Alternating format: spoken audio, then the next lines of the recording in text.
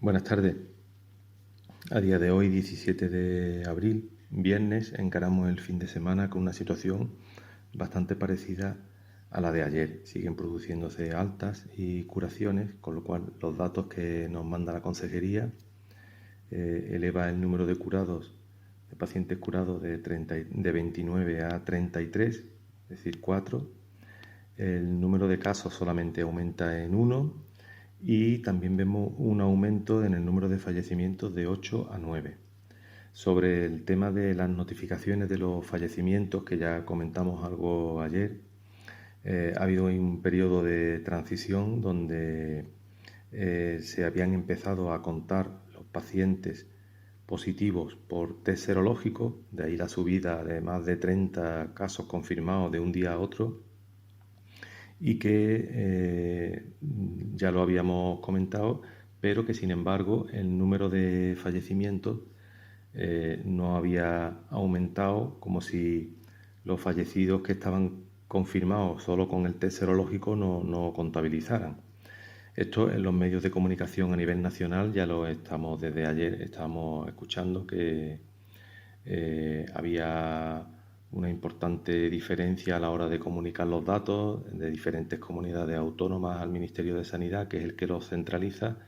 y esas cifras de fallecimientos que no están recogidos todos los que son, porque no se contabilizaban sin pruebas, o porque se contabilizaba solo si la causa del fallecimiento había sido el COVID-19, porque había pacientes que podían ser positivos a la enfermedad y sin embargo haber fallecido por otros motivos. Esto todavía no está solucionado. El Boletín Oficial del Estado esta mañana publica una orden en la que hay un cambio a la hora del modelo en el que tienen que notificar los casos, los nuevos casos, los casos ingresados, los casos en UCI, los fallecimientos y tal, desde las comunidades autónomas al Ministerio de Sanidad, para intentar unificar un poco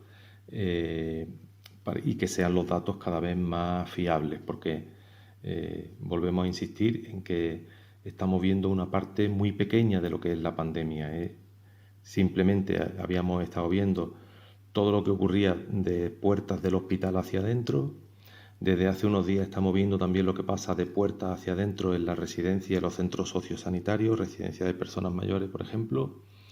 y seguimos sin datos de la población general. Harían falta bastantes test serológicos para poder tener una idea de lo que pasa en la población general, pero bueno, volvemos a sugerirle a la Administración y a las autoridades sanitarias que no estaría mal, por lo menos que los pacientes que están siguiendo los médicos de cabecera con síntomas leves o síntomas que no le obligan a venir al hospital, que se le pudieran hacer test serológicos.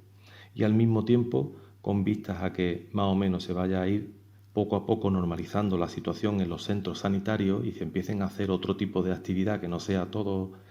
COVID, convendría también que los profesionales sanitarios tengan todo un test diagnóstico hecho, no solo si han tenido contagio si han tenido contacto con personas positivas, sino simplemente para poder para seguir desempeñando sus labores normales en su puesto de trabajo. Es decir, que sería una garantía para ellos mismos, una garantía para su familia y una garantía para los pacientes que vienen también a que los atiendan, ¿no? Entonces los test masivos al personal sanitario es una cosa que se debe imponer ya, y que mientras más tiempo tarde, más tardaremos en ir recobrando poco a poco la normalidad. Y sobre la población general, pues estamos a lo que digan las autoridades sanitarias. Podemos decir, por último, que encaramos el fin de semana, como decía antes, con el hospital en una buena situación. Ya se han reflejado ya en estas 4 curaciones respecto a ayer,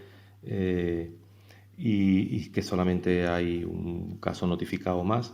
que el número de personas ingresadas en el hospital sigue siendo aproximadamente el mismo, en el entorno, según las horas de la jornada, entre 12 y 14,